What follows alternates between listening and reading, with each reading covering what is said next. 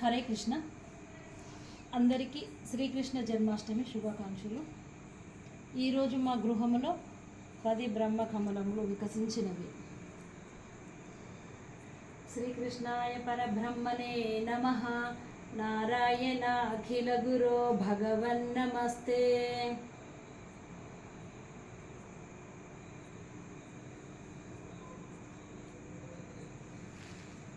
तव विलोकनाथ कृष्ण गोपिका जनाः प्रमदसङ्कुल कृष्ण पङ्कजेक्षणाः अमृतधारया कृष्ण सम्प्लुता इव स्तिमिततान्दधो कृष्ण त्वत्पुरोगताः तदनु काचन कृष्ण त्वत्कराम्बुजं निज सपदि गृह्णति कृष्ण निर्विशङ्कितम् गणपयोधरे कृष्ण संविधाय सा पुलकसंहृता कृष्ण तस्तुशिशिरं तव विभो परा कृष्ण कोमलं भुजं निजगलान्तरे कृष्ण पर्यवेष्टयत् गलसमुद्गतं कृष्ण प्राणमारुतं प्रतिनिरुन्धति वा कृष्ण अतिहर्षुलाम् अपगतत्रपा कृष्ण कापि कामिनी तव मुखाम्बुजात् कृष्ण पूगचर्वितं प्रतिगृह्यत् कृष्ण वक्त्रपङ्कजे निदधति गता कृष्ण पूर्णकामताम्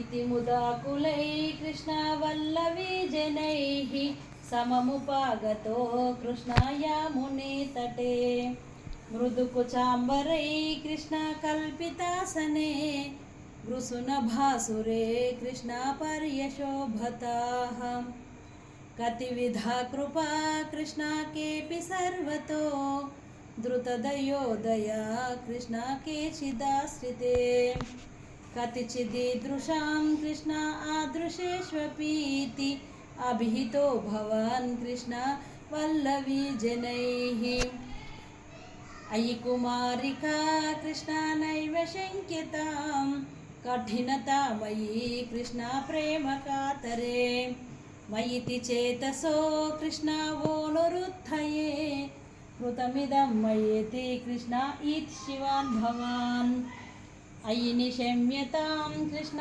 जीववल्लभाः प्रियतमो जनो कृष्ण नेदृशो मम तदिह रम्यतां कृष्ण रम्ययामिनीषु अनुपरोधमिति कृष्ण आलपो विभो इति गिराधिकं कृष्ण मोदमेदुरैः प्रजवधूजनैः कृष्ण साकमरमन् कलिककौतुको कृष्ण रासखेलने गुरुपुरीपते कृष्ण पाहि मां गदात् इति गिराधिकं राधे मोदमेदुरैः प्रजवधूजनैः कृष्ण साकमारमन् कलिककौतुको राधे रासखेलने गुरुपुरीपते राधे पाहि मां गदात् इति गिराधिकं कृष्ण मोदमेदुरैः प्रजवधूजनैः कृष्ण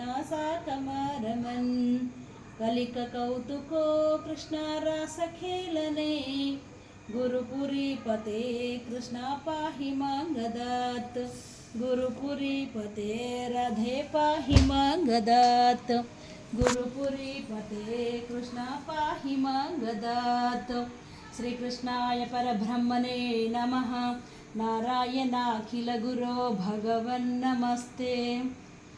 ओम श्रीहरये नमः.